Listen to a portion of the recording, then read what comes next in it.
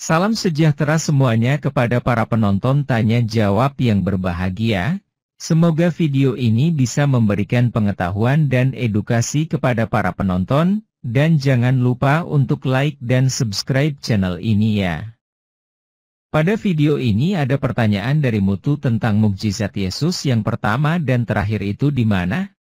Menurut saya pertanyaan dari saudara Mutu yang sebagai orang Katolik bahwa dia ingin mengerti tentang mukjizat Yesus yang pertama itu apa dan yang terakhir itu apa, bagaimana dan kapan.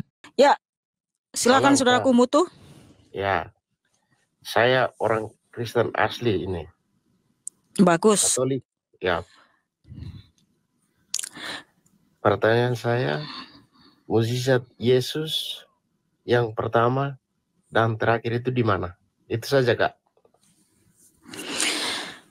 Bang Mutu, saya tanya dulu. Kamu percaya nggak Tuhan Yesus itu Allah yang Maha Kuasa, dialah pencipta langit dan bumi, dialah Tuhan Allah dan Bapa kita yang baik. Percaya?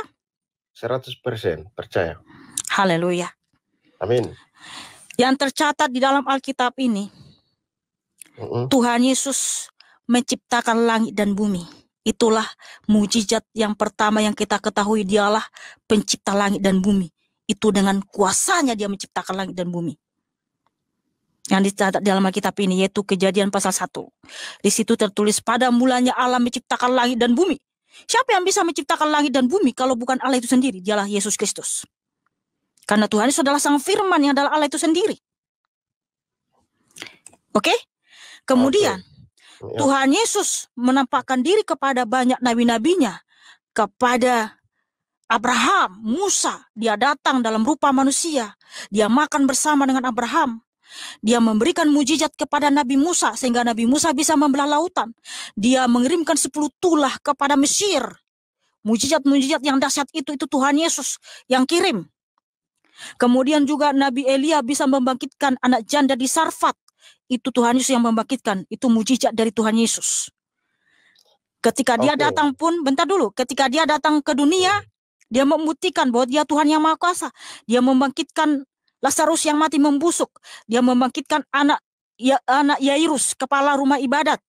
Dia menyembuhkan orang sakit, orang yang lumpuh. Dia menciptakan mata yang baru bagi yang buta. Dialah penguasa di surga maupun di bumi. Melalui rasul-rasulnya juga ya, Rasul Petrus, Rasul Paulus, mereka bisa membangkitkan orang mati karena Tuhan Yesus memberikan kuasa itu kepada mereka. Jangan bilang apa mujizat Tuhan Yesus yang terakhir.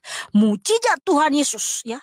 Ada mujizat, ada kuasa dalam nama Tuhan Yesus. Hari dahulu, hari ini, sampai kapanpun.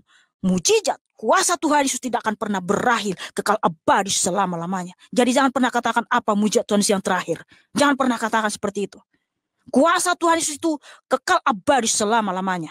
Ada amin, saudaraku? Amin. Tapi ini, kalau yang berbicara tentang perjanjian lama, itu yang cerita sejarah nabi-nabi. Kemudian di perjanjian baru, karya-karya tentang Yesus Kristus. Makanya kan bisa dibagikan karya-karya di perjanjian lama itu sejarahnya tentang nabi-nabi. Kemudian di perjanjian baru kan tentang Yesus Kristus. Kenapa kita tidak bisa